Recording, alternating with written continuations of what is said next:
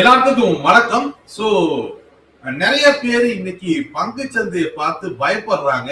ஏன்னா நிறைய Jio political tension ஒரு பக்கம், கூடாயோட விலை இன்னொரு பக்கம், ஐஎன்ஆர் அப்படிங்கிறது 96 ரூபாயை கிராஸ் பண்ணி போய்கிட்டு இருக்கு. இந்த மாதிரியான சூழ்நிலைகள்ல ஸ்டாக் மார்க்கெட்ல பங்கு சந்தைகள்ல விற்கக்கூடிய பணம் சேஃபா இருக்காதோ அப்படிங்கிற ஒரு பயம் பெரும்பாலும் நிறைய பேர் இன்னைக்கு பேசுறதை கேட்கிறோம். முதல் விஷயம் எந்த ஒரு இடமுமே ஒரு இடத்துல இன்வெஸ்ட் பண்றீங்கனாலும் சரி, இல்ல தங்கத்துல இன்வெஸ்ட் பண்றீங்கனாலும் சரி, இல்ல ஸ்டாக் மார்க்கெட் இன்வெஸ்ட் பண்றீங்கனாலும் சரி, அதுக்கு எல்லா காலகட்டங்கள்லயுமே எல்லா நேரத்திலயுமே தொடர்ந்து ஏறிக்கிட்டே இருக்கணும்னு அவசியம் இல்லை. எல்லா இன்வெஸ்ட்மெண்ட்டுகளுக்குமே ஒரு டிராட் அவுட் டேஸ் அப்படிங்கிறது வரத்தான் செய்யும். எல்லா காலகட்டங்களிலுமே ஒரு இன்வெஸ்ட்மெண்ட் அப்படிங்கிறது நம்ம இருக்கும்ல, நம்மளுக்கே சில நேரங்கள் என்ன ஆகும், உடம்பு சரியில்லாம போகும், டார்ச்சர் வரும், சில நேரங்கள் சளி பிடிக்கும். நம்ம எவ்வளவுதான் கரெக்டா இருந்தாலுமே வாழ்நாள் ஃபுல்லா எனக்கு எந்த ஒரு நோயுமே வராது, எனக்கு சளியும் கூடவே பிடிக்காது அப்படிங்கிற மாதிரி எல்லாம் நகர முடியாது. அந்த மாதிரிதான் ஒரு பங்கு சந்தைக்குமே ஒரு காய்ச்சல், ஒரு சளி வந்திருக்கு. சில காரணங்களுக்காக நம்ம இந்த டைம்ல மார்க்கெட் கொஞ்சம் டவுன்ல இருக்கு, அதுல எந்த விதமான குழப்பமும் கிடையாது. பட் இதை பார்த்து திருப்பி காய்ச்சல் வந்துருச்சு அப்படின்னு சொன்னா நான் அது சரி பண்ண பார்ப்பேன்னா, இல்ல நான் பாட்டுக்கு போய் காய்ச்சல் வந்துருச்சு, ஐயோ இதுக்கப்புறம் வாழ்க்கையை மூஞ்சி போச்சுன்னு பார்த்துட்டு இருப்பேன். அந்த மாதிரி தான் இப்ப இன்றைய பங்குச்சந்தை நிலவரம்.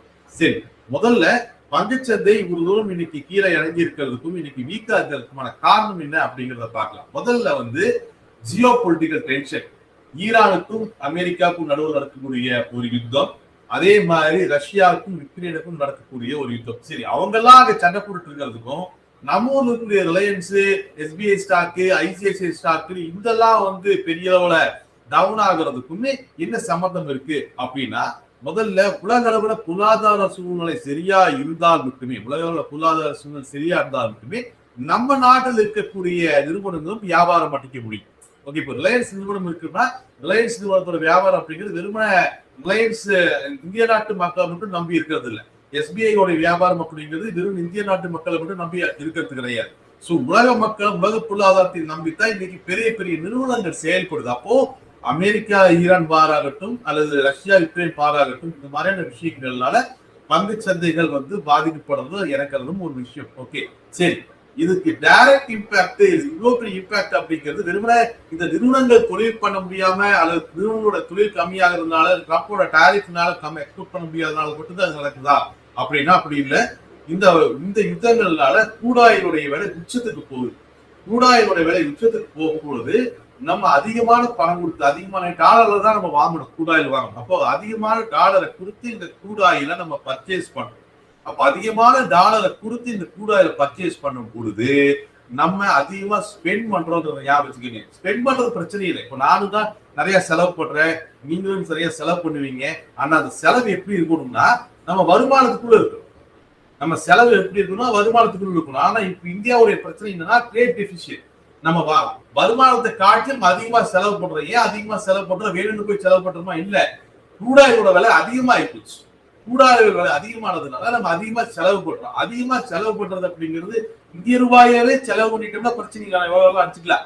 இந்திய ரூபாயாவே செலவு பண்ணிட்டோம்னா பிரச்சனை கிடையாது. ஆனா நம்ம பிரச்சனை என்னன்னா, நம்ம செலவு பண்ண வேண்டிய பணம் அமெரிக்க டாலரா செலவு பண்ண வேண்டிய கட்டாயத்தில் இருக்கு. ஏன்னா கூடாயில அமெரிக்க டாலர் தான் கொடுக்குறான், அமெரிக்க டாலர் கொடுத்தா தான் கொடுக்குறேன். அப்ப நான் என்ன பண்றேன், நான் வச்சிருக்கக்கூடிய இந்திய ரூபாய நான் செலவு பண்றதுக்கு வேண்டி, எதுக்கு செலவு பண்றேன்? கூடாயில் வாக்குறதுக்கு செலவு பண்றதுக்கு வேண்டி அதை அமெரிக்க டாலரை கன்வெர்ட் பண்ணி அதுக்கப்புறம் செலவு பண்றேன்.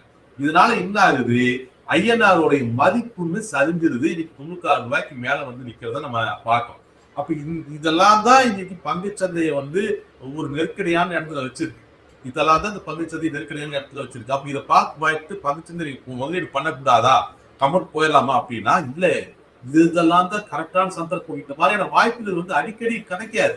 இந்த பங்கு சந்தை முதலாம் உலக போரை பார்த்திருக்கு, 2ஆம் உலக போரை பார்த்திருக்கு, பிளேக் நோயை பார்த்திருக்கு, கோவிட பார்த்திருக்கு, எல்லாத்தையும் பார்த்துட்டு தான் வந்திருக்கு. ஒவ்வொரு கட்டத்திலையும் இந்த மாதிரி நம்ம காசு பிடிக்கிற மாதிரி சளி வர்ற மாதிரி பங்கு சந்தைக்கு அப்பப்போ நோய் வரும். அப்புறம் பார்த்தீங்கன்னா அதுவே ரெக்கவர் ஆகி வந்துகிட்டே இருக்கு. இப்போ இந்த டைம்ல தான் இப்போ எப்படி நம்மளுக்கு நோய் வரும் பொழுது நமக்கு தெரியும்ல, யார் நம்ம நல்லா பாத்துக்கிறான், யார் நம்மளுடைய அக்கறை எடுத்துக்கிறா தெரியுங்களா. அது மாதிரி பங்கு சந்தைக்கு உண்மையான நோய் வரும்போது தான் ஃபண்டமெண்டலா ஸ்ட்ராங்கா இருக்கக்கூடிய ஸ்டாக்குகளை பத்தி நமக்கு தெரியும். அது கம்மி பிரைஸ்க்கு கிடைக்கும். அந்த வாய்ப்புகளை பயன்படுத்தும். அதுக்குன்னு ஷார்ட் டைம்ல நான் ட்ரேட் பண்றேன் அதான் இதான் அப்படின்னு சொல்லிட்டு ஷார்ட் டைம்ல எதுவும் பண்ணாது. எத்தனை நாள் பிரச்சனை முடியாதுன்னு தெரியாது. இந்த பிரச்சனை முடியாது ஒரு வருஷம் ஆகலாம். 2027 தான் சரியா இருக்கிறாங்க நிறைய அறிஞர்கள். 2028 கூட ஆகலாம். லாங் டைம் இன்வெஸ்ட்மெண்ட்ஸுக்கு இதை நீங்க தாராளமா பயன்படுத்தலாம். ரெண்டாவது பங்குச்சந்தை அப்படின்னு சொன்னா உள்ள போய் கம்பெனியோட பங்கு மட்டும் தான் வாங்கணும் அப்படின்னு அவசியம் இல்லை. பங்கு சந்தைகள்ல கம்பெனியோட பங்குகளை தாண்டி reads, real estate investment trust அப்படின்னு சொல்லக்கூடிய ரீட்ஸ் அவைலபிளா இருக்கு. இதன் மூலமா நீங்க டைரக்டா ரியல் எஸ்டேட் இன்வெஸ்ட்மெண்ட்ஸ்களையே பங்கு சந்தைகள் மூலமா கையாள முடியும். கோயம்புத்தூர்ல ப்ளூ ஃபீல்ட்ஸ் மாடல உங்களுக்கு சில ஒரு ஸ்கொயர் ஃபீட் இடத்துல கூட உங்களால் வாங்கிக்க முடியும். அந்த ரீட்ஸோடைய பங்குகளை வாங்குறது மூலியமா அதை உரிமை கொண்டாடிக்க முடியும். அதே மாதிரி investment infrastructure investment trust, infrastructure projects, உதாரணத்துக்கு ஹைவேஸ், பவர் ப்ராஜெக்ட்ஸ், இந்த மாதிரி ப்ராஜெக்டுகளில் பங்குச்சந்தைகள் மூலியமா நம்மளால இன்வெஸ்ட் பண்ணிக்க முடியும். அது போக துறைவாணியான இன்வெஸ்ட்மெண்ட்ஸ்க்கு மியூச்சுவல் ஃபண்ட்ஸோட அங்கமான இடிஎஃப்கள் அவைலபிளா இருக்கு. இடிஎஃப்களையும் நீங்க இன்வெஸ்ட் பண்ணிக்க முடியும். நிறைய ப்ராடக்ட் இருக்கு. இதை சரிவர கையால இதோடைய ரிஸ்க் கையால டெரிவேட்டிவ்ல ஹெட்ஜ் பண்ணிக்கவும் முடியும். நம்ம இது ஒரு மிகப்பெரிய ஒரு வாய்ப்பா தான் இதை நம்ம பார்க்கணும். இன்னைக்கு இருக்கக்கூடிய பங்குச்சந்தைகளுக்குரிய ஜியோ பொலிட்டிக்கல் டென்ஷன், ஐஎன்ஆர் உடைய பிரச்சனை, குரூடாயோட விலை அதிகமா இருக்குங்கிறதுனால பங்குச்சந்தைகள் பாதிக்கப்பட்டிருக்கு. ஆனா இதுக்காக பங்குச்சந்தைகள் ஒதுங்கி போகாம இந்த எந்த வாய்ப்பு கிடைக்குது அப்படின்றத பார்த்து அனலைஸ் பண்ணோம்னா எதிர்காலத்துக்கு நல்லதா இருக்கும். அதே நேரத்துல இன்வெஸ்ட் பண்ணும்போது ஏதோ பக்கத்து வீட்டுக்காரர் சொன்னாரு இந்த கம்பெனியோட பேர் நான் விளம்பரத்துல கேட்டிருக்கேன், இந்த கம்பெனியோட அட்வர்டைஸ்மெண்ட் யூடியூப் பார்க்கும்போது இடையில வந்துச்சு அப்படிங்கிற மாதிரி தெரிஞ்சது சொன்னது வந்தது போனதுன்னு இன்வெஸ்ட் பண்ணாம ப்ராப்பரா அனலைஸ் பண்ணி அந்த கம்பெனியோட பேலன்ஸ் ஷீட் அண்டர்ஸ்டாண்ட் பண்ணி அதை பார்த்து இன்வெஸ்ட் பண்ணுங்க. அதை பார்த்து இன்னைக்கு அனலைஸ் பண்றதுக்கெல்லாம் பெரிய கஷ்டமா எல்லாம் ஒன்றும் இல்லை. நீங்க உட்காந்து ஒரு நிமிஷம் அதை பார்த்தீங்கனாலே புரிஞ்சிடும். ரெண்டாவது இது ஹெல்ப் பண்றதுக்கு ஏஐ மாதிரி விஷயங்கள் இருக்கு, நிறைய ரிஜிஸ்டர்டு அனலைசிஸ் இருக்காங்க.